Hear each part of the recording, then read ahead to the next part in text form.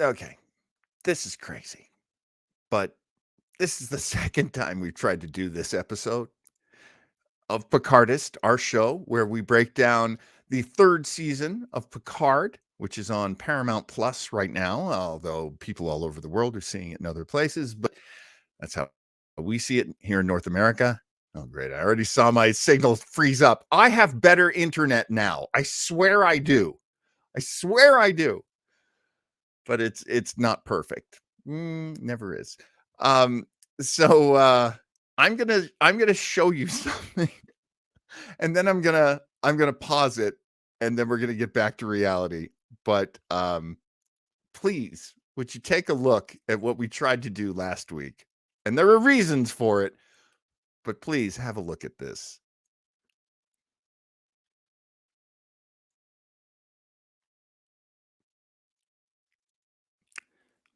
Well, so many things have gone wrong this week. You have no idea. Okay, so I think you do have some idea now. I'm just going to take this out for a sec. Let me bring on my co-host for the show and the other man who was very affected by the things that happened and didn't happen last week. Ladies and gentlemen, it is horror sci-fi novelist and all-around great co-host, Mr. Joe Townsell. Joe, here we are again. Here we are again. And, you know, John, I don't want to question you right off the bat, but was it bad internet that brought in Puppet Universe Captain John, or is that something else? Oh, my God. Maybe you can show us by showing us that dazzling new smile of yours. Well, okay. I just want to tell you, sometime last week, I was eating popcorn, and I eat like Cookie Monster. I'm just, nom, nom, nom, nom, nom, nom, nom. And I've got some jacked up teeth. I mean, I'd be the first person to admit, don't ever look too closely at my teeth. They are jacked up. But this one right here was gone.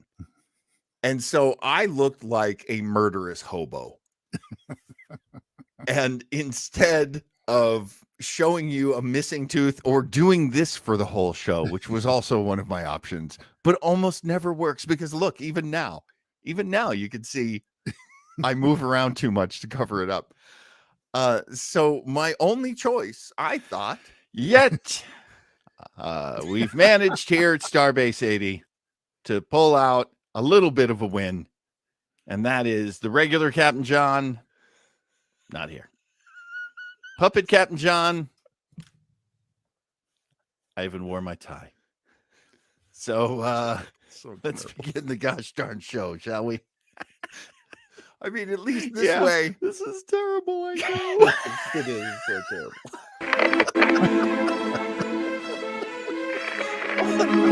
WTF? This is bizarre. Remember in Escape from the Planet of the Apes, when he explained time travel, it's a picture of a painter painting a picture of a painter. I did not remember that. That is very clever. I wish I'd thought of that, Joe Townsell. That's why you have me, Ken. Oh, that's why I have you number one. Okay, are we looking at the regular show? We're looking at the alternate universe. Oh my goodness! Oh, welcome to Picardest.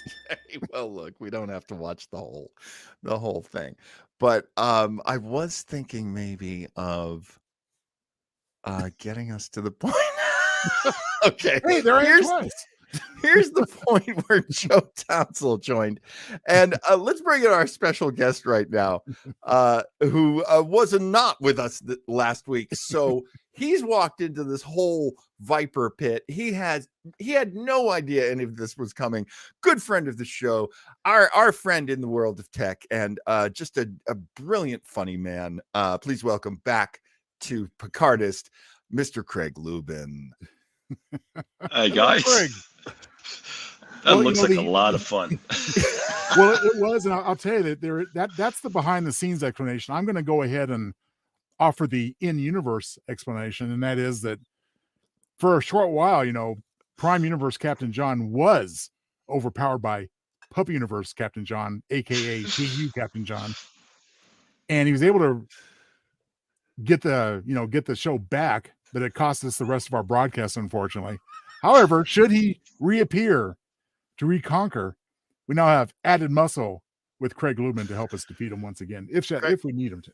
Craig Lubin, the $6 million man, is with us, and I ain't worried about no puppets with Craig here. I know Craig he'll headbutt a puppet. I've seen it. Okay, so here's Joe's reaction.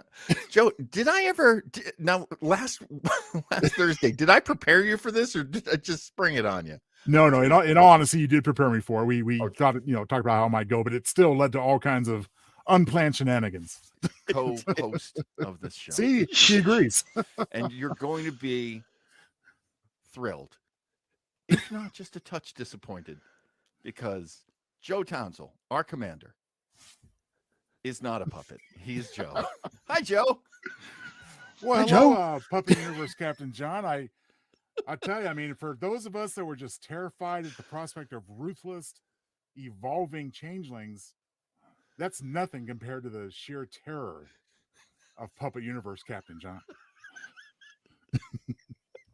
All right, let's skip ahead a little. It's just so ridiculous. It's so ridiculous. Okay, so look, we're often start with either I'm sorry, a flashback or that's me. Oh, wait, that was a good point. That's a good point Joe was making. Let's get that. There are beats aplenty in this episode. So, where do you think we should start, Mr. Townsell? Well, where else can we start? I mean, it's become a so-called new Star Trek trope where we often start with either a flashback or a bad dream, and we got option number 2 this week. We have the bad dream / foreboding / vision of Jack Crusher, of him in uniform, Starfleet uniform, basically assassinating the entire bridge crew who are, kind of chilling, yawning, what have you. The people that we've really come to love on that bridge, too. Of course, and we'll find out later why it's just those select people, but, okay. All right, this is nuts. I'm just having a hard time adjusting to 2 Joes on the screen, personally. I will make you do this, Joe. Yes, sir. Look at that, Joe. Look at that, Joe. He's a good-looking guy, isn't he? You got to appreciate that you're a good-looking man. Well, thank you, sir. But there's a butt coming. There's a butt coming. But you know what? Let's get into this show. Joe, do you feel like doing the beats from the beginning, or do you want me to bring the puppet back? That's a loaded question. You know what? Given our technical mishaps last week, I was able to view the episode for a third time. Oh, nice. Actually came with a couple additional points of stuff that had already been covered last time. So let's just start it from the beginning. All right.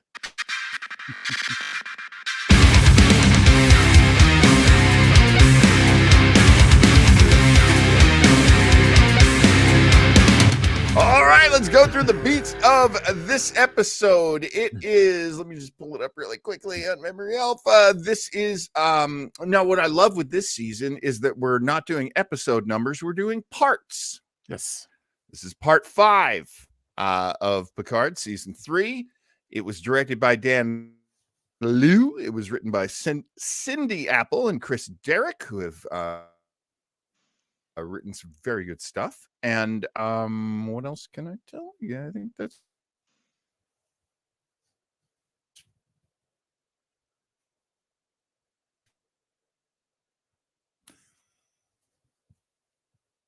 pretty much it. Part I think that pesky puppet's come back. Uh-oh. Uh-oh. I was thinking it might be me. Well, you know what, Craig? Since you're here with me, and we're going to run through these quickly anyway. I don't think... is John back with us? There he is. Yeah. I was getting ready to start the beats without you, Captain, but... Yeah. Say something, John. Yeah. Okay, well, John's motioning. Yes. We should go ahead with the beats. So Yes. here Go we for it. go. As indicated in last week's Doomed episode, we are getting a very bad dream of Jack, which turns out to possibly be a vision of him murdering the entire Titan bridge crew. And one thing that's interesting is that first of all, I believe 3 instances in this episode where we see those pesky red vines, not the licorice, but those weird plants that seem to be growing all over the place. So, but it was just a bad dream as it turns out. So from there, we go directly to Picard, Riker, and Seven having a little confab there in one of the conference rooms. And good opportunity for Riker to hand back command to Captain Shaw just in time for Shaw to say, okay, thanks a lot. And I've already called the Intrepid. They're on their way. So get your story straight, idiots, because I'm done with that. Well, so he thinks. But yes, Picard says he's going to take the brunt of it. So we'll, we can count on for that. And just moments later, we have a Picard Crusher confab out in the corridor. So Picard's getting a lot of jaw time in this teaser. And he says, well, let's try to stay in touch. Let's be a family. And you know what, Jack, you may want to join Starfleet yourself. It's a fine institution. And Jack says, nah, pass. nah, not having it. Yeah, so, Picard says, okay, he just kind of walks off and pouts a little bit, but he'll get over it. Now, from there, we go back to the good old Metalis Prime in the District 6, where Worf and Rafi are sparring. And, lots of good stuff going on here. I do, of course, enjoy the Neo in the Matrix deal where he's just kind of, clank, clank, clank. Yeah. The no look. He just kind of does a couple of back of the hand deflections.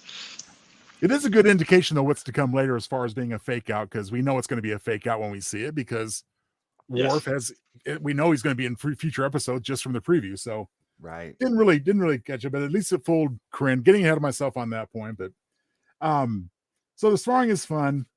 Rafi gets a little irritated when Worf keeps throwing his knife into the floor, creating holes she has to fix. But hilarious. They're still trying to get Worf's handler involved. He says, "Nope, come hit this way, but you can't have it yet." Okay, so and if I can just throw in, I believe the discussion on that of like what's going on with your handler. Does Worf bring it up at that point, or does it come up later that somebody says, I think the people over the handler might be stopping things? Because I believe that came up last week, actually. Episode 4. Oh, yes, that came up before.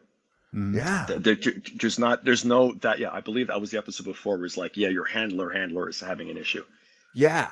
Yeah. So we know that there's something, way up the ladder that's going against them. Yeah.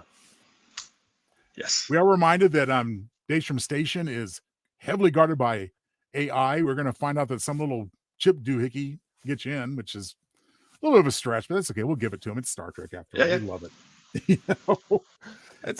It's like the thing that was wedged into R2D2's, little slot. It's like, a little Deus Ex Machina. It's okay. It's okay. There's an Easter egg around that by the because of the actor who plays the person who gives them the thingy. Really? Save it for the tidbit section, Craig. Oh, Yes, good. Okay. Yeah. All right. I'm gonna write down to ask you for that, Craig. Yes. Just in case you don't remember to throw it in there. Okay. Easter egg. Please continue, Mr. Townsend. Oh, absolutely. We'd like to remind ourselves every now and then. Don't forget this point later. Yes. So the Intrepid has arrived, and they're ready to offload the security that's going to take Jean-Luc to task, and Riker too. Shaw's feeling pretty chipper. He says, "Yeah, you guys are in for it. I'm going to enjoy this." And we've saved the galaxy many times. And he says, "Well, yeah, I guess, but there was that time you dropped the Enterprise D saucer on that planet. Generations. There was that other time when you basically committed treason, committed insurrection to be with this little local native on Baku. Insurrection.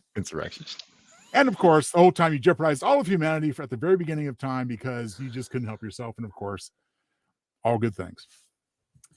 So Nice 2 little movies dream and the pops. final episode. There you go. Yes. So kind of the end of their Enterprise D and beginning of E career, so to speak. Ooh, good point. Good Yes. point.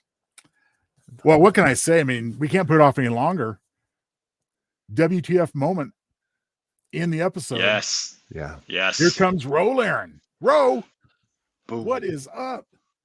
Last time we saw her, she was like smashing rocks in prison somewhere. Actually, the last time we saw her, she was in the Maquis, but Yeah. The last time, imagine the what happened to her last after time we that. saw Ensign Rowe, she had pulled the phaser on Commander Riker That's in a right. shuttle. That's right. That's the last time we saw her. And correct me if I'm wrong, but I picked this up somewhere. That was in the penultimate episode. So Correct. So that's the episode right before the series Yes. finale. Yes, Yes, it was. Which is so cool that they're like, yeah, we're gonna talk about what happened to the series finale and the episode right before it. I think I love that. Episode title was Preemptive Strike for those keeping track. Damn. Yes. The penultimate, where Ro and Picard had a little lovey-dovey time as they're pretending to be client and clientele. I love Ro too. It really was an eye popper for me. I believe I yelled. I think I yelled. everybody did. There was talk, and we'll get more in this in the Down and Dirty, but there was talk of Ro among many others appearing, but it nevertheless was no less of a surprise and I didn't. welcome. Yeah, I didn't hear a word, and I'm so glad I didn't. I'm so glad I didn't. When I first saw her, guys, I'm such the big giant nerd. I was like, "It's Commander Kane from Battlestar Galactica." Well, no, it's wrong. That's awesome. Well, you might have been confused by her unfortunate bad wig, Craig. As Yes. far as her being another character. The wig was not good, and the ridges. I'm sorry, I'm such a nerd about it. The ridges were off. So for a second, I thought it was that character. I was like, "What?" And it's a Ro. Okay. Yeah. No, that's a good point though, because it looked like the ridge was almost drawn on with a pencil. Yeah. They were so faint. Yeah, it's a very strange treatment of the Bajoran ridges. I have not seen the Bajoran ridges look as muted and as sort of faded as those were, and I didn't like. But it's because there's another bridge crew guy on the Titan who he's a Bajoran because he's got the earrings and he's got the same sort of muted ridges too.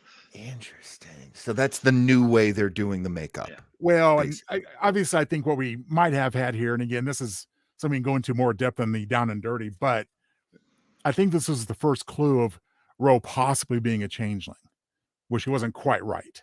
Right. Oh no, that's a very good. Yes. We were given that suspicion. That's right. Yeah. I really felt that. Plus, spoiler, since she's going to bite in the end anyway, then it's not like we have to worry too much about. Or is she? Because I'm gonna write that. Was that Ro? Okay, yeah, I know I'm being. Gonna write that down later for maybe predict. Yeah, I'll put that. Well, we're doing predictions. Craig, we're also doing MVPs. So get your MVP in think of mind. any of those.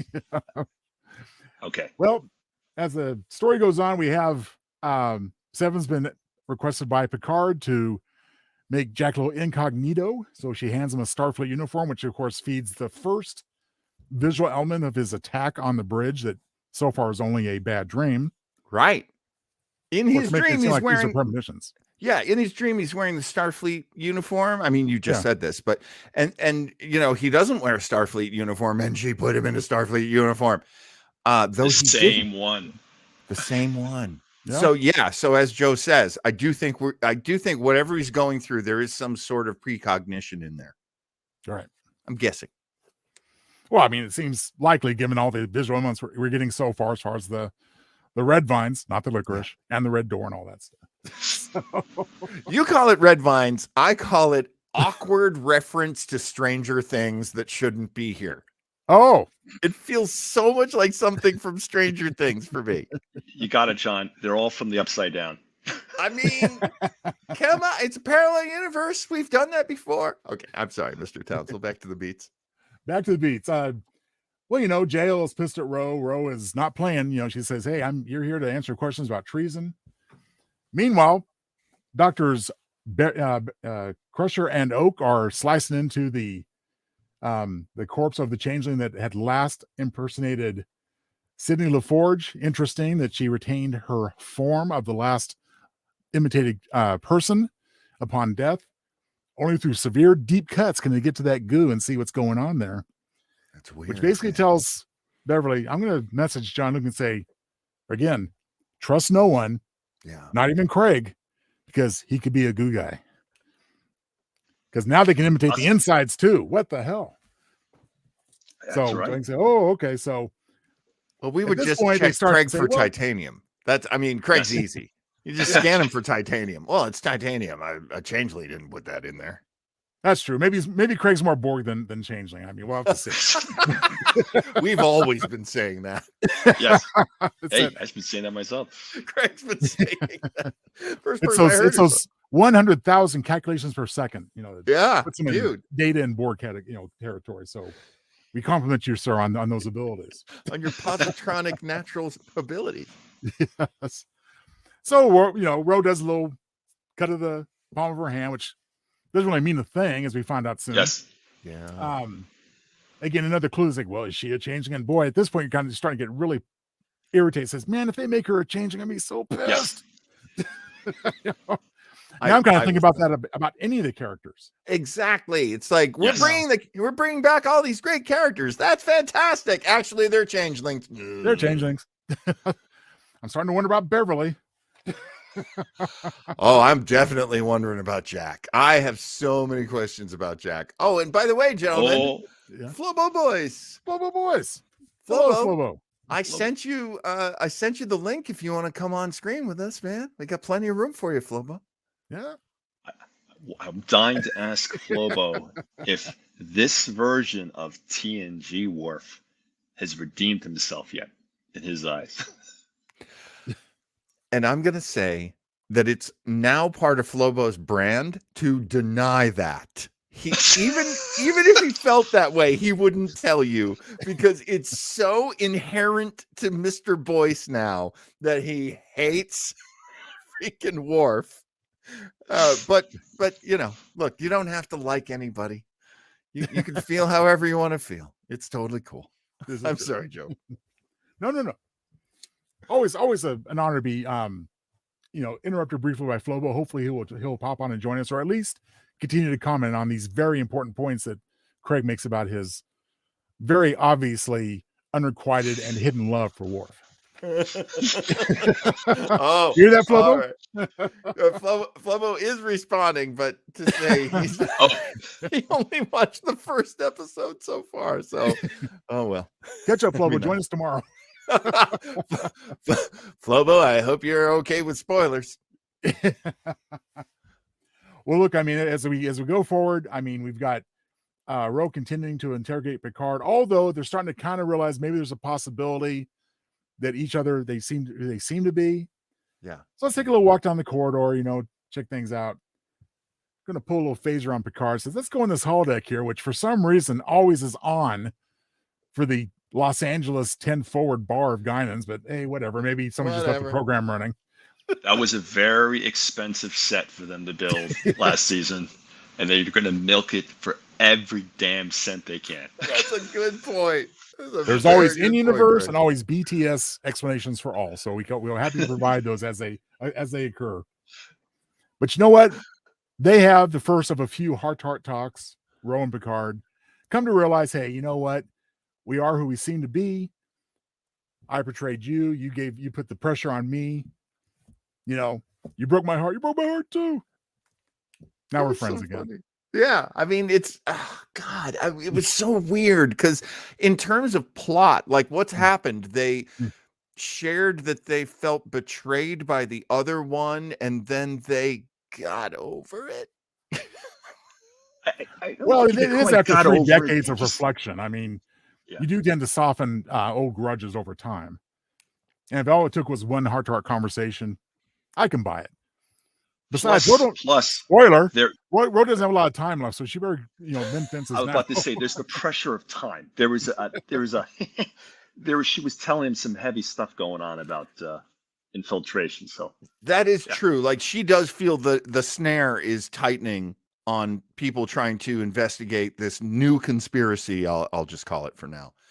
Because we don't know if it's a new conspiracy, if it's an old conspiracy, we don't know. Right. But yeah, no, you guys bring up a good point. She definitely knows that there are people over her and people all around her who are compromised. So okay, I give you that point. It's a good one. Okay. And of course, I have a question for Captain John as we get to our down and dirty, along the lines of what Craig asked Flobo a moment ago. That's right. So, the mystery remains. Why do we want Jack so badly? What's going on with him? We'll find out. Good questions. Something All for the good hyperdicks, it's possibly. We'll get more into that. Yeah. Meanwhile, back on Metellus Prime, we're out to get Kryn. Wouldn't you know it? Kryn's a logical Vulcan gangster. Something new in Trek, I believe. I mean, there have been villains. There was what was Spock's brother's name? Craig, help me. Oh my God! Sarek? That's Sarek. No, Not Sarek. No, not That's Sarek. That's just. Oh my! I make fun of him all the time. Show me your pain. Oh Show me your pain. Why are we drawing a blank on this very important character? But anyway, you get to my point. There have been previous Vulcans before, but this guy takes the cake. I mean, it's totally logical to him. And boy, when push comes to shove, when Worf fakes his death, which we knew was going to be a fake, he took one for the team, took a little knife, to the gut. Today was a good day to die, but he's not dying. What does Kryn say? He says, well, you can get into the station with this little doodad I have here. And says, well, you're going to give it to us? That is logical.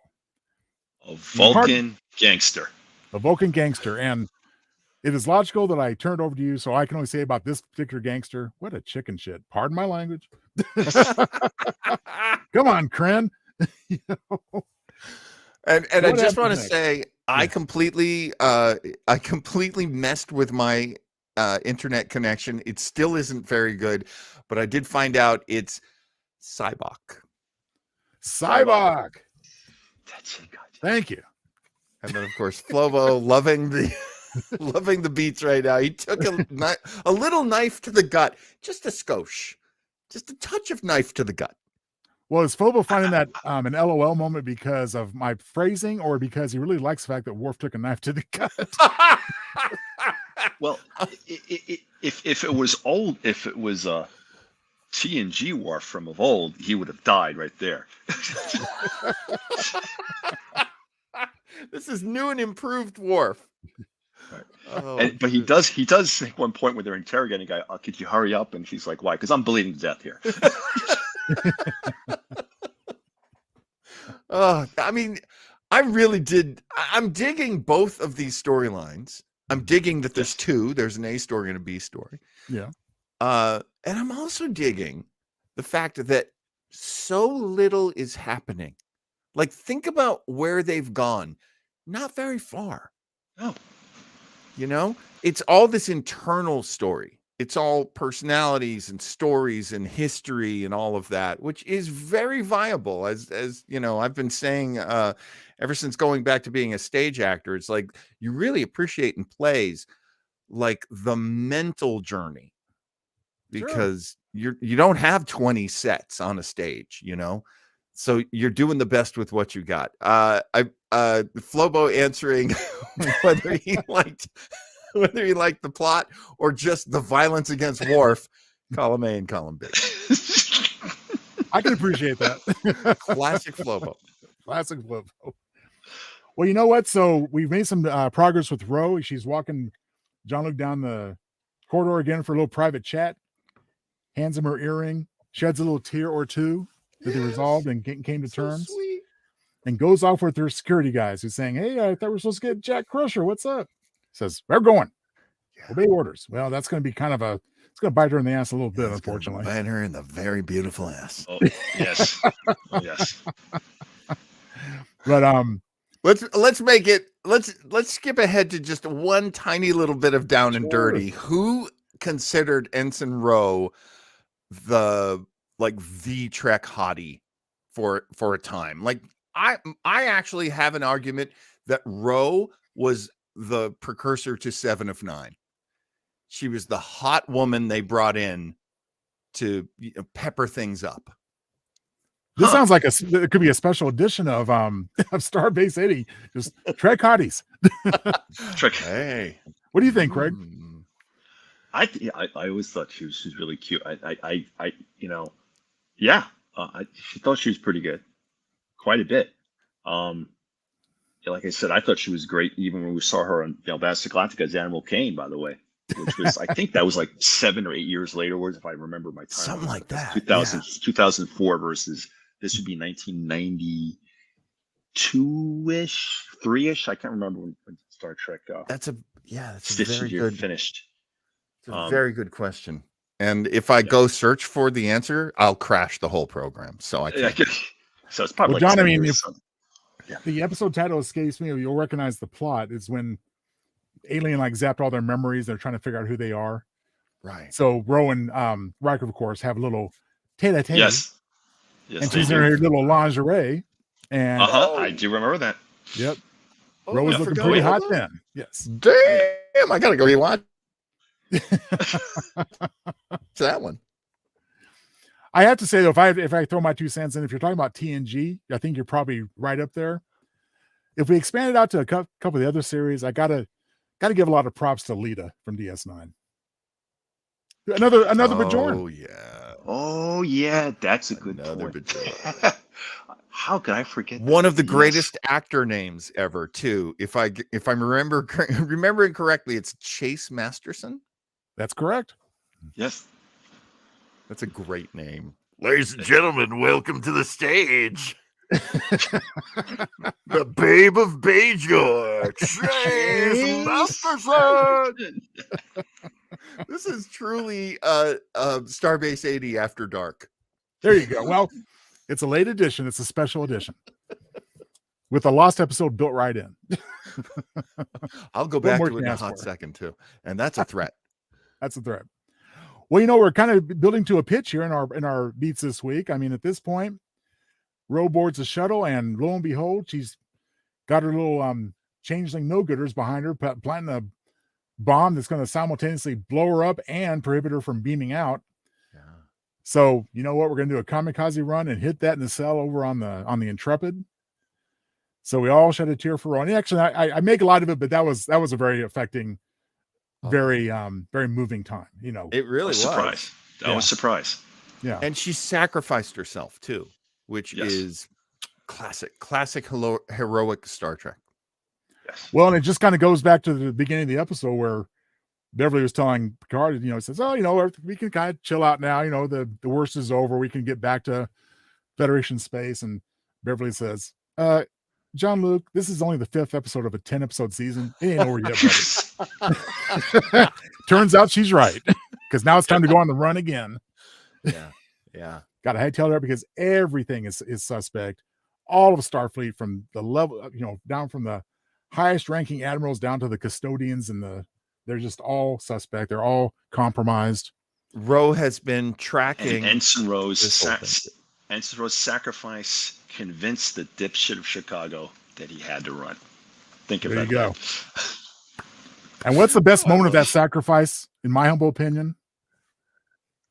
The patented Picard facepalm. Yes. I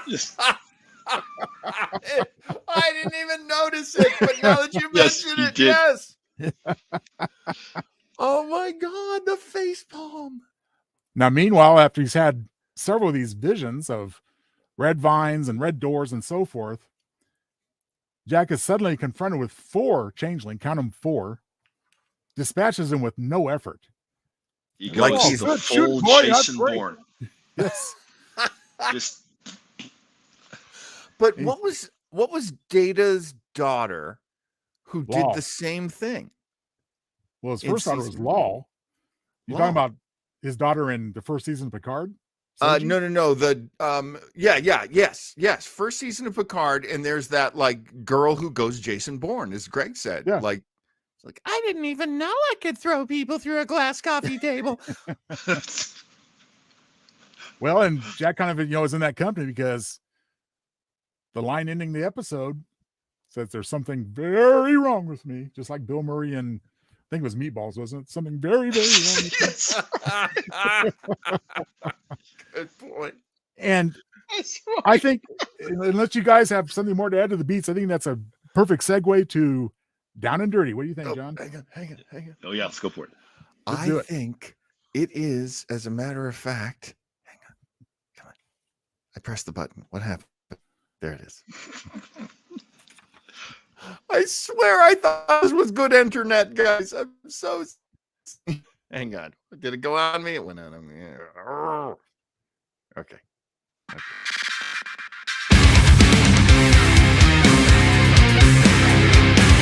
Time to get down and dirty. Oh yeah. So let's It's talk our about new tradition for our guests to start the down and dirty discussion. Kick us off, would you, sir? what yes. are your down and dirty honest feelings about this episode, Craig Lubin? So I thought that the mystery building around Jack was really good. I was a little miffed, believe it or not, with the sacrifice of a character like Roe to make the dipshit of Chicago, Captain Shaw, go agency. I thought it was a kind of, fridging your female character for that. Those are the two on the tail ends of the show too. So I thought that was good. However, it didn't diminish the surprise and joy of seeing her. But that was my annoying down and dirty, if you will, thought. I thought the whole bit of them escaping and seeing those alien life forms, space jellyfish, if you will, appear was a nice, very Star Trek franchise touch. That was just the backdrop to this story. And even after all the trauma they went through, they were enjoyed. And damn it, Commander Riker threw a big fucking rock at the Shrike. And it was awesome. That was amazing. And it was one of those things of like, did they always know they can do that? Or did it just never come up before? Like, how did he? I mean, well, and I got a Vatic, tidbit for you too, because I saw an interview with one of the writers on some random thing about that too, and they got the idea from a beloved Star Trek adjacent franchise of oh my god, and I went over my head too, Galaxy Quest. Oh, if you guys remember, right. They're towing a whole bunch of mines, and he'd throw them at the ship the same way. I love that. I love that a modern Star Trek could use Galaxy Quest, which is basically a parody. Yes. As like an inspiration. Oh, I love it. Beautifully done. Those are my big, broad, down and dirty thoughts of the episode. Well, I think this is a new maneuver because they did comment when Vatic basically threw the one ship into the other.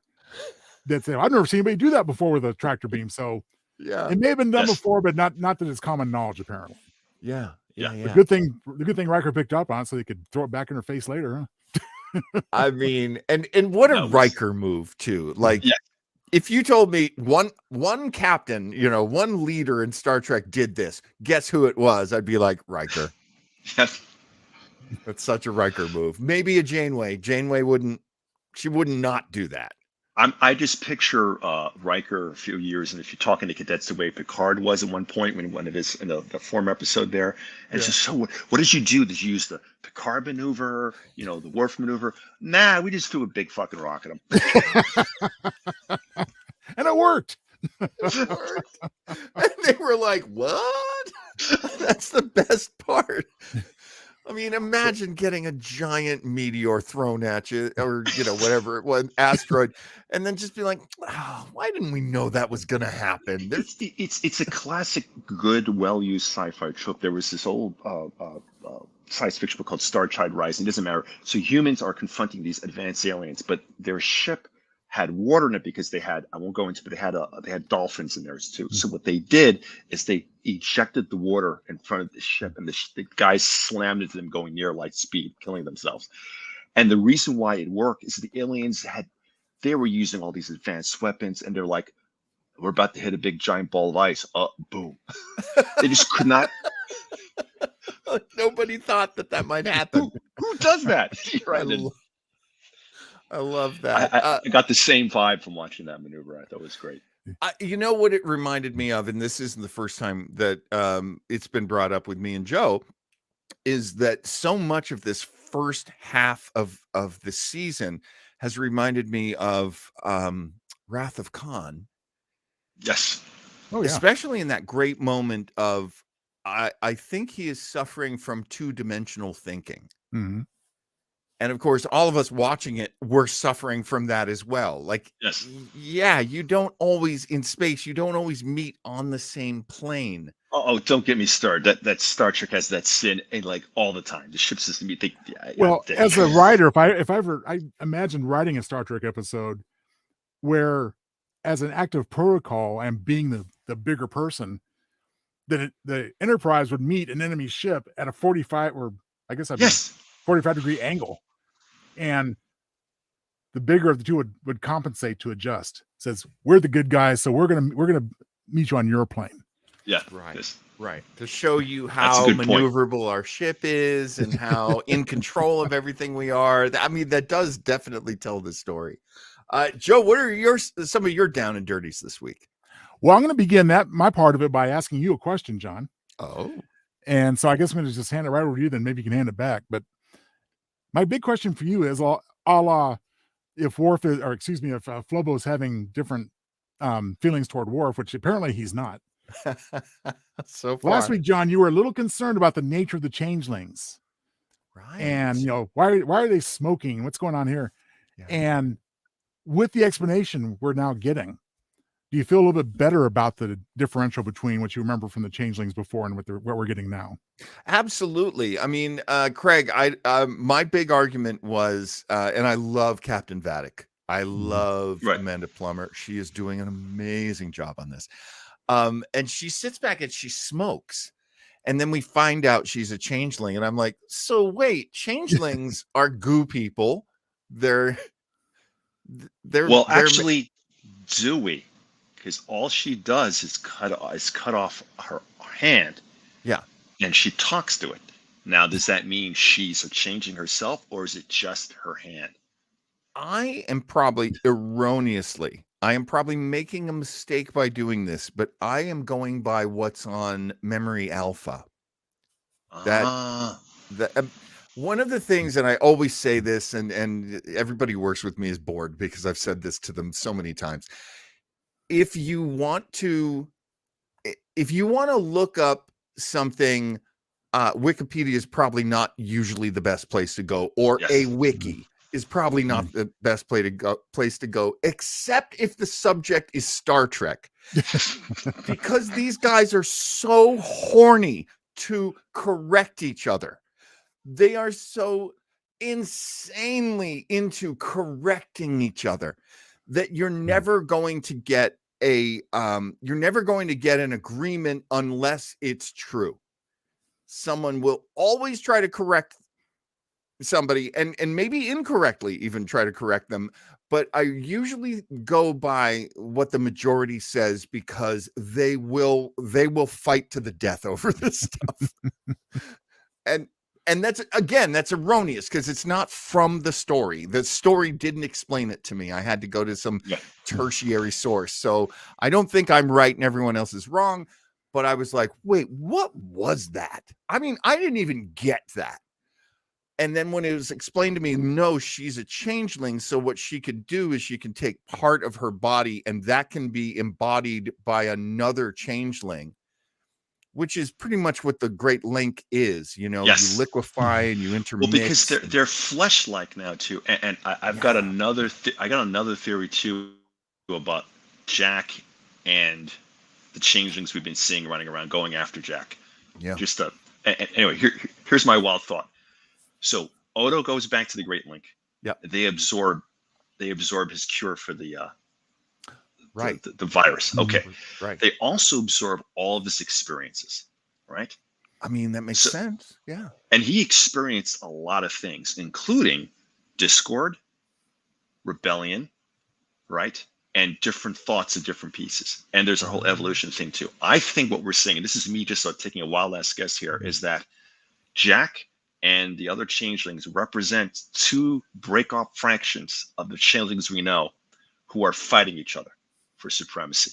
I mean, so I think Jack is a different type of changeling, and I'm really reaching for it too. But if you remember the old term for changeling, when the old grim fairy tales was something that would basically take over a human, right? It was a fairy at birth, right? And I think these two factions are trying to take over basically different species, right? One being in a federation, and one's fighting the other. That's my guess there. So I think Jack Crusher has always been a channeling. The original Jack Crusher may be gone. This is a guess, and he's a replacement of this other changeling faction who we don't know what side they're on. Are they neutral? Are they on Federation side, nobody's side, or are they just against these others? Don't know. I'm gonna jump in. Mm. Sorry, we cut off Joe's. No, I hand it over to John. But come back before we leave Down and Dirt. I got a couple of thoughts when we're ready. Right. You know what? I'm gonna save this for the predictions. Okay. I'm gonna save this for the predictions. Excellent point. Let me throw it back at you, Joe. Hey, the only thing I'm going to put in the Down and Dirty, because a lot of mine are going to be with predictions and tidbits and so forth. Sure. I'm just going to mention briefly what I consider to be the weak points of this episode. Sure. The first weak point to me is like, I'm ready for this storyline of Jack seeing the red vines and the red doors and stuff. Let's get that resolved. Unless it just turns out to be the ultimate solution to everything, because it's getting a little thin for me already. We're 3 episodes into that in a 5-episode arc we've had thus far. Yep. So that's just getting a little bit long for me. Sure. My other weak point, I mentioned this to Puppet Universe Captain John before we lost our transmission, was that I guess it's a realistic moment, but I could have done without Sydney puking. You know, when she saw her corpse on the table. The second puke scene that, I mean, the first one we just heard about it, which was with baby Thaddeus Riker, with 4-foot projectile vomiting. Craig Lubin, do babies ever do 4-foot projectile vomiting? Yes. Oh, I'm so sorry. Oh, I'm so sorry. I'm always on Dad when he's going out. Gotta do something. I'm so sorry. Okay, that was real. All right. Well, that's good to know. No, but overall, I mean, just wrapping up my Down and Dirty comments, thought this was an excellent progression. As John pointed out, I mean, not real plot heavy. I mean, but you know what? I did enjoy Picard season 2, but I keep drawing comparisons, fair or otherwise. When there are character-driven moments and the plot doesn't move at a breakneck pace, it doesn't feel slow, except for the aforementioned plot line for me. Yes. Yeah. I mean, there's definitely forward momentum either through the characters or the plot or both. Yeah. So that's my overall impression, and I was led to believe that episodes 4, 5, and 6 were going to be the best of the lot. So far, I've been disappointed in these parts 4 and 5. So yeah, unless you guys have something else, I can see this going on to. I'm going to bank you up, Joe. I'm getting a little annoyed with the red vine situation. I'm hoping it's something like this too. And this is going to be so funny. This was some of the best fight choreography that I've seen on Star Trek. So that was like, well, I mean, seriously, when he was going out, it reminded me something out of a Jason Bourne film, James Bond, the way they had the phaser fights. It was using all the stuff we've seen. We've never seen that sophisticated. This to me is being a technical love of action movie guy here. Add on. Season 1 of Picard pissed off my wife so much that she wouldn't even consider watching any more Picard. Season 1 killed, she was like, at the very last moment of the very last episode of season 1 of Picard, she was like, thank God that's over, because I'm never coming back to this show. So she walked in to get me for dinner as I was finishing watching, or, near the end of watching it. She saw that scene and she was like, damn, that was good. Yes. She hates this show, and she was like, who was that? And I'm like, it's Jean-Luc Picard and Beverly's son. And she's like, oh, I can't believe they had Beverly have another kid. Okay. But that scene was amazing. And I was like, what do you think of the actor playing Jack Crusher Picard? And she was like, oh, he's really good. I actually like him. So like, somebody who really does not like this show was totally like taken in by that. So That's just quality. guys. I barely can make it through season 1. Season 2, I just stopped and I read a review somewhere. Right? You know, I did. I mean, I watched the Picarder.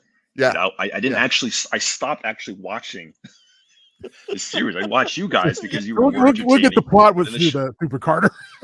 Yeah, I did. It was easy to pick up because I just couldn't stand it. That makes me so happy. It's a little sad, but really happy at the same time.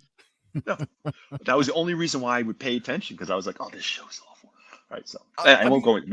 They tried our patience a few times, we have to admit. The interesting thing is you've got Picard season 1 that came from all the people that were working on Star Trek at the time, and then they add Terry Matalas for season 2. But I think like he had to like follow a lot of their rules. I think he had to do a lot of things that they wanted to do, and then season 3 is, as far as I know, all him.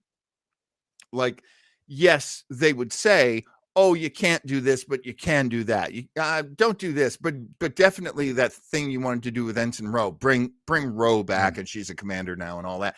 Like, that's the feeling I'm getting, especially since there was so much location hopping and time hopping in season 2. And now, as I say, we're on one ship.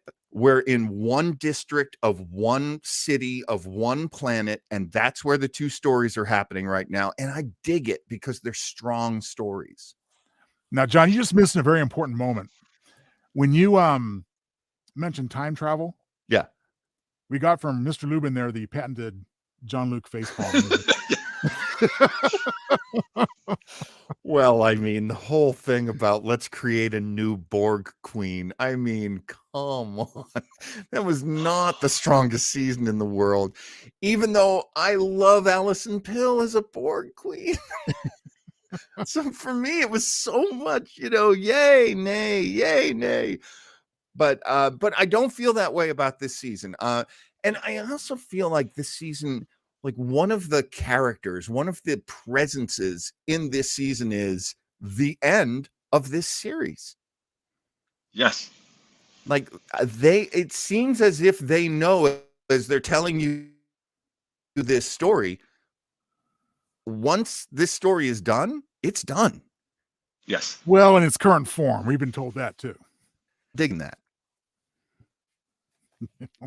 Right. And I, honest to God, that's one of the things that I'm writing that down for predictions. Yes, I got a few myself. Good.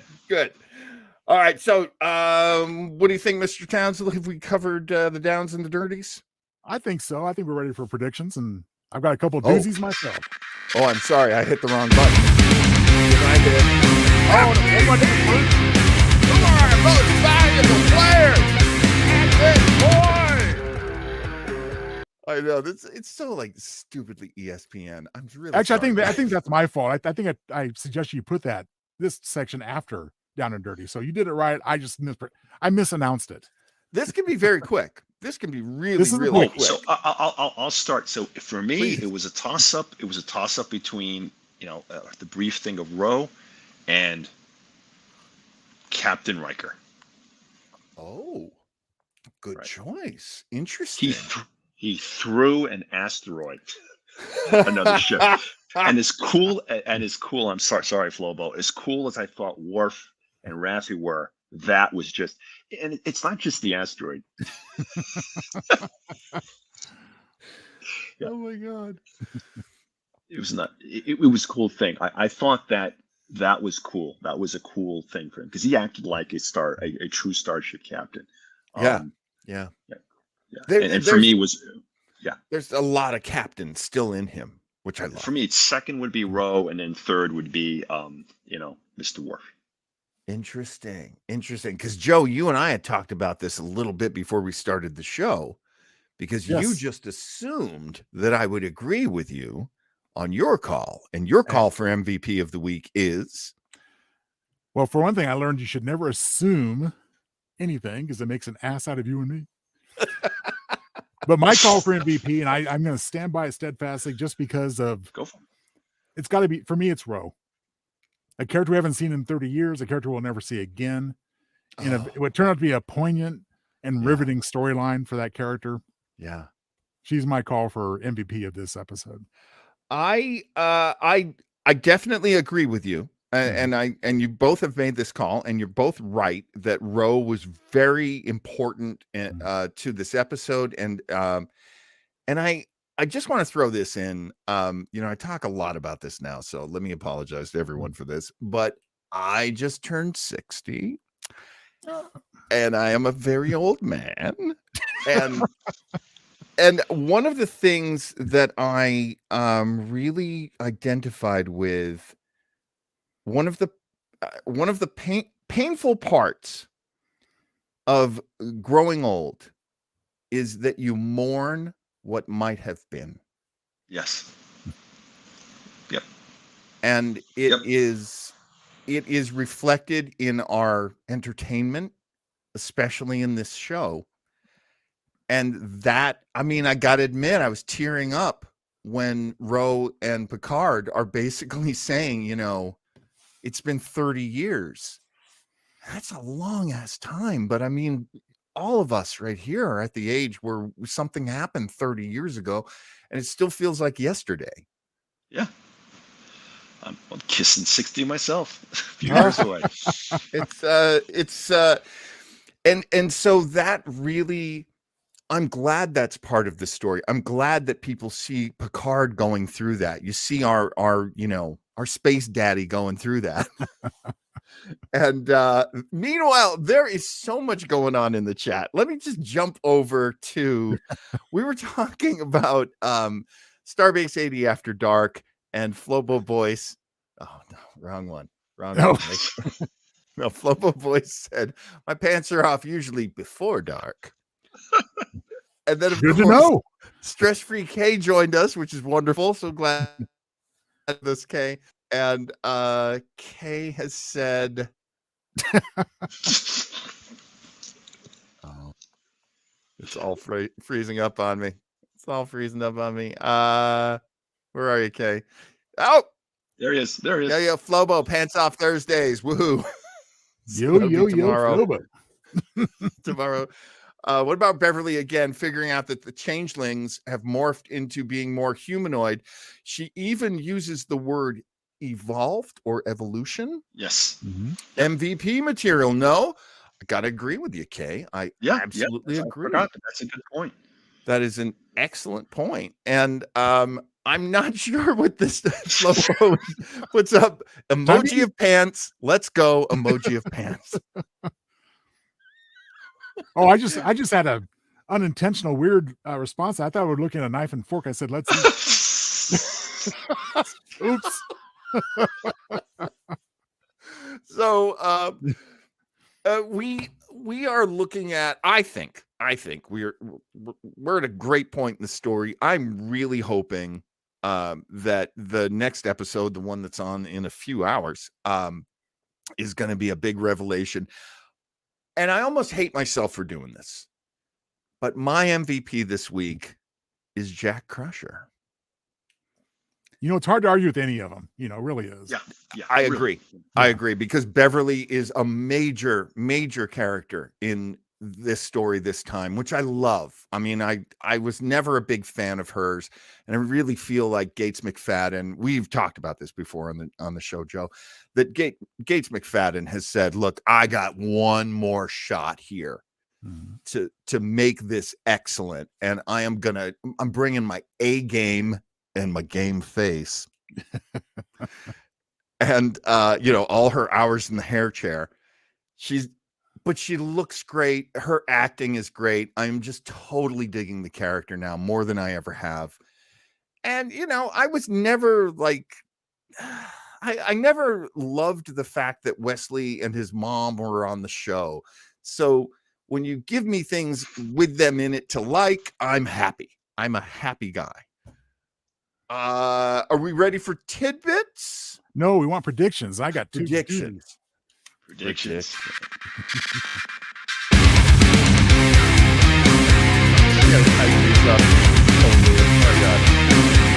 All right, let's get our predictions out, everybody. What do we think is going to happen? Craig, let's go to you. Do you have any predictions for the near or far-flung future of Star Trek? Picard season 3. I got a couple of them going on here. So we haven't seen Geordi LaForge yet, and she's mentioned a few times that he is a curator of the Museum of Starfleet.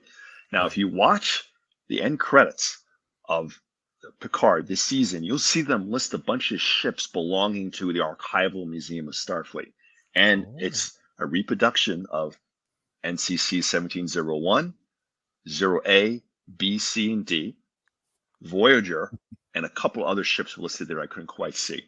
What? We also been told too that Starfleet, all the entire Starfleet Armada, which this is kind of dumb, I think, is going to be showing up for Federation Independence Day. I forgot what they call it now. Frontier Day. Frontier Day. So I'm predicting that there's going to be something's going to happen to the main fleet, and our intrepid heroes are going to have to use those reproduction mothballs in some sort of play there to save the day. And we are going to be greeted with the scene of all the hero ships in different shows, including possibly Enterprise NX-01 flying around doing some sort of thing. That's my wild ass prediction for the show. There's going to be an end game involving that. I love that so much. Because of course I love all the other ships. Yes. I mean, of course I love every ship that's ever been on Star Trek. I'm a human being. I'm just a man, flesh and blood. Of course I love these ships. But that's also like, did you ever see the movie of Battleship? Yes. So it stars Liam Neeson. It's one of the worst movies I've ever seen, but I do remember the end when they had the Alabama. It's terrible. And I also terrible, but I also predict that there's going to be a possible. So, what was stolen from the Daystrom Institute wasn't just those weapons, as we know. Yeah. It was 2 AIs, Lore and Dr. Moriarty. Lore and Dr. Moriarty, both. Both. And I think one of them, or maybe both of them, are actually in play behind the scenes right now, or maybe they're not. Maybe they come in. But I predict we're going to see, because we saw them in the trailers, but they have a role to play in this entire conflict. Oh yeah. Right. Yeah, and that is a strong prediction. I've been batting that one around in my head. Joe, what do you think about that? Well, I think I totally agree. I mean, we know that both characters are in play, and it seems pretty obvious that somehow Moriarty is going to get himself a little mobile emitter because they're readily available, apparently. Rafi had one. Yes. Right. They mentioned one. Yeah. That was a nice touch. It was a very nice touch. Very nice. Well, you ready for my off-the-wall bizarre things? Please. Yes, go for it. What do you predict, Townsend? Well, first of all, Craig, your prediction about the nature of the changelings and going back to the Great Link is very eloquent and much more likely what I'm about to predict. Stress VK says, definitely agree that Moriarty and Lore are the stolen Daystrom loot. It makes so much sense. Makes total sense. Okay, here's my bizarre changeling stuff in 2 parts. Yeah. I'm going to double down. I think what we're looking at here, at least in some of these changelings, maybe the bulk of them, is some kind of changeling conspiracy bug hybrid. Because these changelings take on the properties of both species. Interesting. They do, don't they? Yeah. I think so. I like that. I like that. This is not the exact first time that Joe has brought this up, and it much like the evil bugs in Conspiracy, it got into my brain, and it's just been living there. And every time I use the word conspiracy, I'm always thinking of that episode because. Oh, you mean like when Picard used the word conspiracy in this episode, for example? I didn't even notice it. I noticed it when you said it. Yeah, but that. Look, if there's anything that they can really do for us, and they did it with Ensign Rowe, is they take some dangling storylines, some dangling threads that were left uncared for And Joe, this is the episode where there were bugs inside the damn people. They were all running around Starfleet. It ends, and we were never heard about it again. That's right. Well, and the big Captain's- reason for that behind the scenes is that the then producers and creative force said, we really don't care about that. We didn't like that storyline, so they just dropped it. Yeah. Yeah. The people that work on Star Trek now, I'm going to say, with all due affection, would probably not have worked on Star Trek back around circa 1988. But now they are, and they're more than willing to bring elements like this into play. This is, and this has happened in a lot of entertainment. So, like Flobo and I would always talk about wrestling. There was a big movement, a big change, a giant sea change when they started hiring fans to be creative. Mm-hmm. So we need writers. Let's take a look at this writer, take a look at that writer, take a look at this writer who is a fan. Yes. Like Ronald D. Moore was a fan. These are not guys who worked in TV and then that worked on this show for a while and then moved on, which is what happened in the early seasons of The Next Generation. And quite a bit, of course, in the original series, TOS. So yeah, now you've got fans, and Metalis, I swear, I know he's a fan. I know he's absolutely. a fan. Yeah. And so here they are justifying and explaining and using. And I love that. Go through my predictions really quickly. One more, John. Go right ahead, Joe. Related to this one. So, John, if this is, again, likely, I'm not so sure, but hey, I just like the sound of it. If it's true, you're going to be kind of pissed, John, because especially the comments you just made about this character. Yeah. Okay, let's think back to episode 1. Yeah. Picard is receiving a message from Beverly. Trust no one. Trust no one. And I know that's repeated in this episode. That kind of puts a hole in what I'm about to theorize. But for a time there, she and Jack are separated. Mm-hmm. Now, is that when Jack is replaced by a changeling? Or is it when Beverly is replaced by a changeling? Okay, now you have hurt my brain. Didn't even why if not that, why is Beverly calling to Jack, come back to me? Oh wow. It would fit either right, explanation. Because that was her voice. That was her voice. Yes. Damn. And could Beverly doing the autopsy on the changeling, along with Dr. Oak, saying, "Oh, they've evolved." Is that a way possibly for the changeling Beverly to throw him off the track of what it really is? Like give him enough information. Yeah. Oh man. I was writing down the things that Beverly's voice was saying, because again, being an old man, I always turn on the closed captions because I don't hear so great. And I do pick up little things like they'll say Beverly's voice and then show the line. And some of the lines were find me, Jack, come home, connect us. And the big one, the big dramatic one, I know what you really are. Yeah.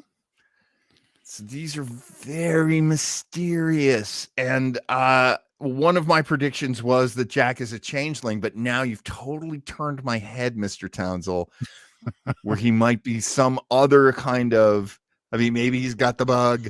I don't know. I agree with that thing, because that's what I think too. I think he's some type of changeling. Kay says, I think the changelings were mimicking Bev's voice, connect us for the Great Link. That makes sense. That's viable too. That definitely makes sense. At this point in the story, nothing is going to come out of left field. It'll be surprising, but it won't take you out of the story as far as its unbelievability. Exactly. Yeah. I also there's some sort of changeling variant going on. Right. Yeah, there's something very different that much is clear, about what we know. Another thing Kay says is, I predict Beverly knows Jack has Borg nanoprobes since birth. Come on, Locutus is his father. And we do know that. And has been waiting for Jack to come out. Oh my. Wait, and there's more. And admit what's going on. Oh, okay. I kind of like where that kind of cut off at the end. I mean, all of these are good. Another one of my predictions is there will be a new series. Because come on, Jerry Ryan is still so good. You've got Captain Shaw as like the I don't know. That message reminds me something happened where I had to feel someone at work today, a very prim and proper quality assurance woman. She was saying she was trying to say she's playing with her pussycat, right? And because we're on the messenger, there was a delay and it stopped just before cat. And cat came a disturbing 5 seconds later. And the poor woman's talking to a group of maybe 10 engineers on the line. And of course, it's just, you can see the look of horror on her face as she's watching this thing. So she literally said, I was playing with my pussy. Yeah. Cat. Well, I'm with you, John. And when she comes back, everybody's laughing. I'd be totally down for a Star Trek Titan series after this. I mean, yes, look, I don't know if you're still watching Flobo, and Flobo, I don't know if you were ever an NYPD Blue guy. I know you're always a CSI guy and an NCIS guy, but what I'm getting from Shaw now, because he's just not cuddly. He's just not a sweetie. He's always going to be this sour pickle. And I feel like he's the Andy Sipowicz. Yes. He's like the good bad guy, or like good guy. Flobo made a point that season 2 Picard was like NCIS Los Angeles. No, well, I forgot Miami. I think it was. I'm sorry if I got this wrong too. I can see where he was going with that too, because not all NCISs were created equal. I do agree with that. It's true. NCIS. Los Angeles. I thought so. Yeah, because I was a little harsh for Miami. Actually, that wasn't a bad one. And that's the one with LL Cool J and Chris O'Donnell. Oh yeah, I agree with Flobo's assessment. Oh my God, Chris O'Donnell, Robin. But yeah, I'm sorry to mean to interrupt, but I think Captain Shaw is going to reluctantly become the hero jerk captain that he thinks or he projects on Riker and Picard. I think he's going to be forced into that role. He's going to have to. He's on the run. He's already. Let him take on the ship. I think we're going to see this guy have to step up. And he's going to step right into it and be that rogue captain, whether he likes it or not. And just like Andy Sipowicz, he's going to be as disgruntled and pissed off about the whole goddamn time. I mean, this is so post Gene Roddenberry. And this guy playing him is so good. Oh my God, he's just so good. Let's get some comments in. Stress Free K comes back. Captain Shaw is an avatar for the fandom menace to bring them back home to Trek. I think it's a very good point. We got Flobo saying couldn't get into NYPD Blue. Dennis Franz kept showing his butt. Well, Stephen Boschko made him. I mean, it's not like he wanted us to see it. So did all the other female characters too. So I mean, yeah, I mean, come on, Jennifer. God, I used to know her name. I forgot their names. Dude, it's been a long time. Yeah, I mean, come on. I'm probably getting my characters mixed up from the actor, but was it from this show that Sipowicz, when they spun him off into a comedy, or was that another character he played? I remember a show called Beverly Hills Bunts. Was that from Hill Street Blues? Exactly. Okay. You're right. Well, it's not. My joke won't make a lot of sense, but it's, hey, you know what? They spun him off. They can spin off this guy too, right? I mean, knowing that he is an engineer, I'm like, well, I would love to see a Star Trek show where he's your engineer. Where what's the thing? The blank from Chicago. The dipshit from Chicago. The dipshit. We need a dipshit from Chicago. That's my old Patrick Stewart imitation. Real cute, Jagoff. And Chief Engineer Shaw, we're going to need warp 8. No. How about no? I mean, we've had prickly engineers in the past, but this guy is the prickliest. But then again, you don't want to take away his captain chair. No. So He's- I think it's hilarious as a captain. Well, it might be funny if they demoted him for his shenanigans that's going on right now, and he had to answer to 7 of 9 as the captain. Actually, Joe, I was thinking about that. I think it would irritate him even more if they give him accommodation for all the crap he's going to have to break in order to save everyone's heads. Oh yeah, like he disagreed with all of it, and now he's got medals for it. He has to go full card, full Riker, full row captain, and then he gets a bunch of medals for it, accommodations. It's going to irritate the fuck out of him. And now You're he's as good as the captain as Captain Picard was. And I always love the variance in the personalities too. You know, Gene Roddenberry just, he was a military man, so he didn't see all of these character conflicts as being important. He thought that was anti-military. That was my theory anyway. I mean, it's not like he ever said that, but the guy's a World War II vet. Like, you got through World War II by banding together, by taking care of each other and following the chain of command. I know you haven't been a fan of the Maverick films, but the flying is very good. But the way they act, it doesn't happen. It really doesn't, right? And I have to add this, folks. Call signs are not things give you that are cool, right? Your call sign is something that you've done or maybe ashamed of. No, I'm not telling what mine was. And let's say one of the guys in my flight, his call sign was runway, and it wasn't because of anything to do with landing on a runway. It had more to do with his undergarments and something that was yes, just to give you an idea. So those are the type of things that change in the military. Yes. So Captain Dumbass, which I named myself after doing Flobo's show, and I showed up for it like early. Well, I mean, I thought I was early. I didn't realize we were doing the show, so I hadn't watched it. So I was there to help Flobo break down an episode that I had not watched. And that's where my call sign would come from, because it's like one of the most humiliating things I've ever done since doing this. Yeah, I'm glad you clarified, John, that you thought you were early, because I was there for that. Watching. I said, "Where's Captain John?" Well, Captain John never arrived. It was Captain Dumbass. Oh man. See, Flobo was guessing your call sign was something like bucket. Yeah, you can't drop that and not share. All right, so I was this guy. I must have been a freshman in college. This happened during ROTC. There was a young woman I was attempting to ask out on a date. What I didn't know is that so I'm 6'4", her 7'2" father was standing in back of me. This oh my goodness, big, huge Hawaiian guy, all right, with his arms folded, glaring at me, while the other two guys in my flight were watching this whole thing. So mine was Casanova. Hey, I mean, embarrassing story potentially, but great name. No, they usually tell the story behind it every damn time. So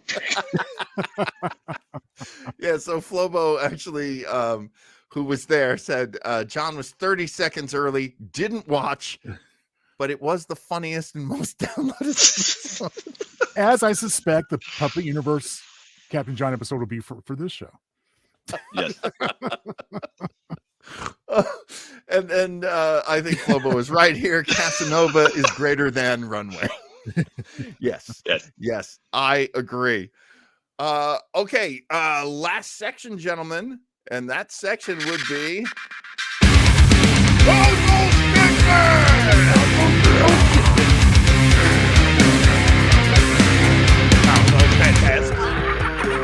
okay, so what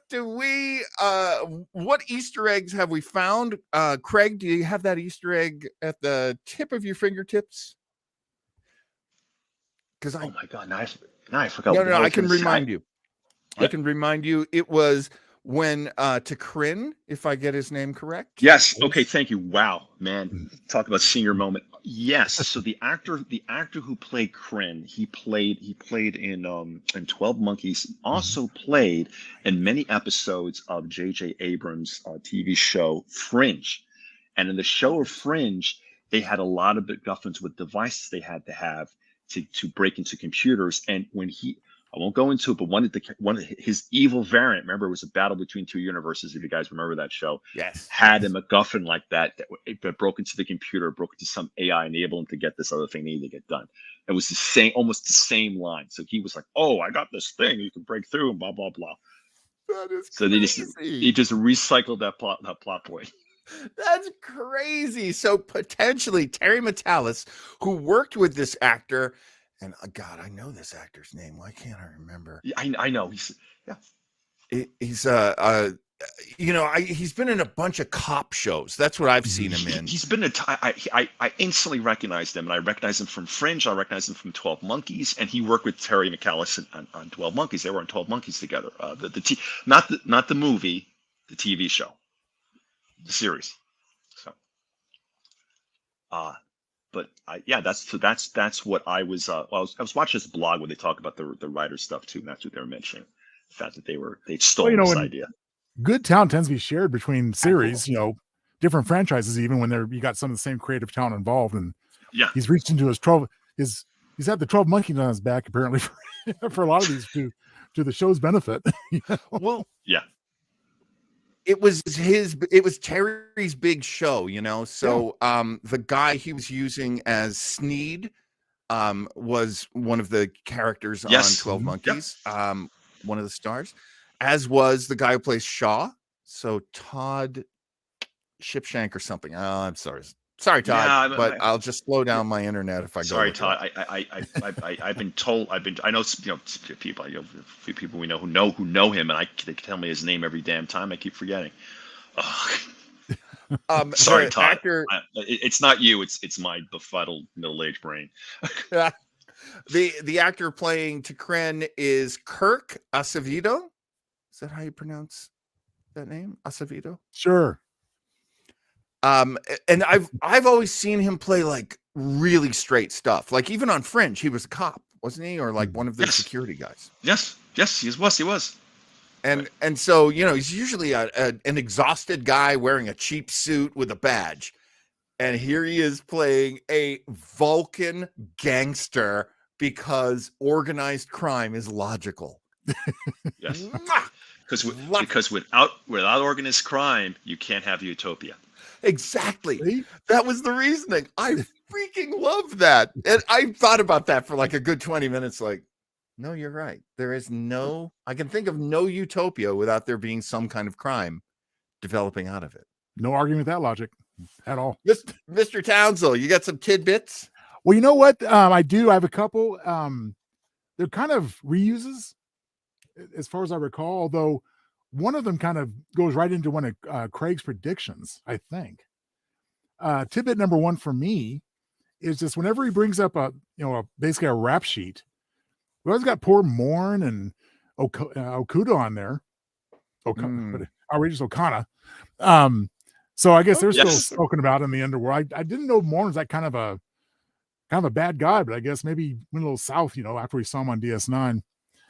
But the more significant one is that I did a freeze frame of all the data that was coming from Rose Earring that they're looking at. Right. Yeah. And I apologize, I forgot to mention this in the beats. Of course, that was a device through which, of course, Worf is able to contact Riker and Picard. Right. It all seems kind of like gibberish, except there is a little tiny thing toward the lower left-hand corner where we see, again, a little item about the early decommission of the 1701 F, Enterprise F. So I kind of attached it to what Craig predicted as far as hauling out some stuff out of mothballs to take on the threat when the more newer fleet is taken out of commission somehow. It seems like a pretty bad Pearl Harbor maneuver to put them all in one place, but if that's what it takes. I know. It really, because remember in DS9 you had 7th fleets, so there was like hundreds of ships, and you had there was the 10th fleet. So the Starfleet's big, and now they're all putting them all out. I tend to think it's just a euphemism for like some of the best and brightest, maybe. Yeah.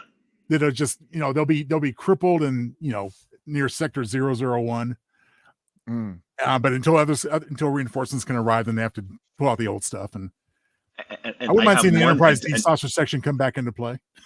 I'd be great. That too. I was thinking about that too. I was thinking that might be part of the museum. I'm just nerding out. And I heard this is another weird tidbit. And this is because to show what a real big nerd I am. The sound effect when they get hit by the wave is the same sound effect when the Enterprise 1701 gets hit by the wave in the J.J. Abrams version. Ah, I know, and I know it's because I played them both, and I am going to go to hell. I know. I love that. I love that. What a great little piece that is. Because remember, they got hit by the antimatter black hole wave, and they rode that out, and they got hit by so same thing. Same sound effect. Same sound effect, guys.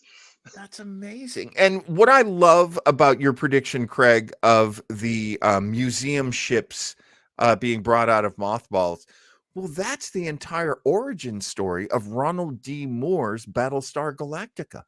Yeah. Yes. The Galactica at the time, I mean, we meet the Pegasus later. It was being decommissioned and become a Michelle museum at the very first episode. well, plus it just occurs to me that if that prediction of Craig's comes to fruition, that's also a callback to Star Trek Beyond when they had to get the Franklin and Yes. make do with that. Right. I love it. I love nerding out with you nerds. It's fun to nerd out. It's the best. It is the absolute best. Gentlemen, I think we're near the end of the show. Anybody got anything else on their pads of paper that they want to cover? And not for this one. I'm just looking forward to our next episode in about an hour and a half, where we have a LaForge family reunion. And could he be our MVP next week? We'll see. He could be. I do love that Sydney, when she's talking to 7 of 9, and this is 2 episodes ago. Yeah. Says my father never had a lot of friends. And that's not something that I necessarily remembered about Geordi, but once she said it, I was like, no, that's true. He had a very small circle. And that was a really, he was a socially awkward engineer. I have one of those as a brother. The socially, look, not all engineers are like Craig. Craig is extremely high functioning socially. And there are some, like my brother is definitely one of them. And I say that with love.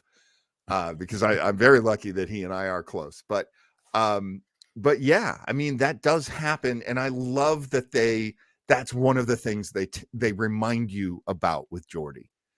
And I'm going to make one last prediction, and that Geordi's not going to be happy to see everybody. Well, it's a pretty safe prediction, because there is a clip on, going, and of course we'll see it in the whole episode shortly, but yeah, here's a very awkward first meeting between him and the others. Ooh, looking forward to it. But another reason why I'm looking forward to it is because they're all better actors. And just wait till they have to steal all his shit. Oh, that'll be hilarious. Okay, so I'm really looking forward. If you can pull it, I'm kidding, because there's probably rights issues, but there's an early episode of TNG. I think it's the one where they have the Picard maneuver with the first one with the Stargazer. And Riker's explaining the plan, and young Geordi goes, I know where you're going. Zip in, zip out. Hoo-wee. And said, oh, boy. That didn't bode well for the series at that point. Socially awkward. That's why now we we have love to learn him. why Geordi would go on to outrank Riker. That's interesting to me. Yes. Well, yeah. Why? Ooh, these are all See? good questions. I hope we get answers to them. All right, gentlemen, I'm calling it. If you all don't mind. I gotta go to bed. Work tomorrow. Oh man, thanks for staying up so late with us, Yes, Craig. Craig. Thank you so much. That's no problem. Craig coming from the East Coast. It is pretty darn late there, so we really appreciate that. JoeTownsend.com. You got to go visit Joe. Do something that I do. Treat yourself. What do you have there? Some Joe Townsend books. Oh, my goodness. Get yourself some Joe Townsend books, for heaven's sake. And you know what? Get yourself a Flobo Boys book. While you're at it, great reading all. You can't go wrong. You can't go wrong. Thanks for being with us. And let me get this. Thank you so much, Kay. Thank you so much for joining us. And Mr. Boyce, living long something.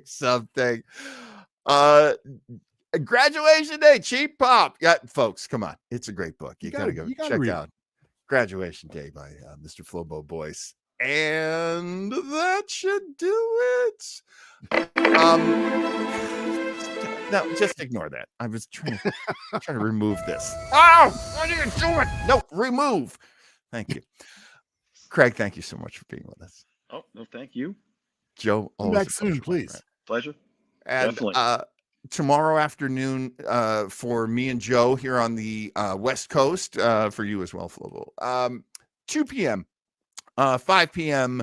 On the East Coast. And hey, LLAP, everybody. Much love to you. I might be sleeping through a meeting at that time, but I'll try. Please make every effort. You know us, Craig. We'll take whatever we can get. Whatever Craig Lubin we can get, we want it. All right, bye, everybody. Bye. Thanks, everyone. Bye. I can't.